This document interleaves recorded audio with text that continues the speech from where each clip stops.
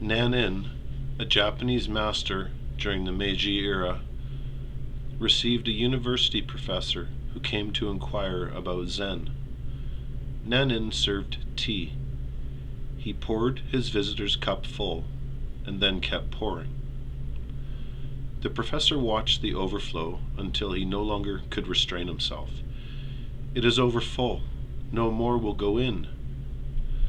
"Like this cup," Nanin said, "you are full of your own opinions and speculations. How can I show you Zen unless you first empty your cup?"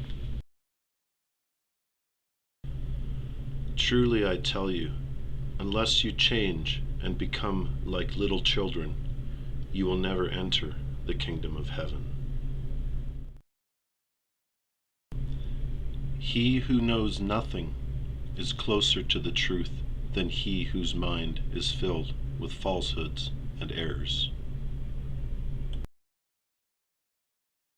This is what I have called in my work negative knowledge, and we have far too much of it in human society. We have a society in the human sphere whereby people not only don't know the truth about any given dynamic that is very important to know about what's taking place in our world and in human psychology and in the human psychological realm, okay? But they believe things that have been told to them and repeated to them endlessly that quite frankly and simply aren't true. So in order to get back to a place where they don't know anything accurate about a given topic, they have to dig their way out of that hole of negative knowledge, of reinforced beliefs that are not correct. And that's where we're at in our world. That's why the world is so enslaved. We have a society that not only doesn't know anything about how things are really run or how they're really taking place in the human psyche or in the world of actual nature, but they believe all these inaccuracies and inconsistencies about what they think is going on. That, quite frankly, is not true.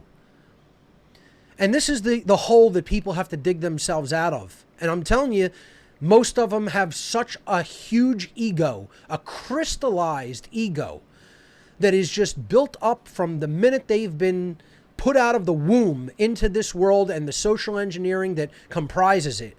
That ego has just crystallized into just a hardened diamond and cannot be broken down. And these people just believe they're right and that they're the ones who understand what's going on. And any contradictory information not only needs to be thrown out and dismissed, but it should be silenced. I mean, could you imagine being in that place of ego? You know? But this is where the majority of our world is at, folks.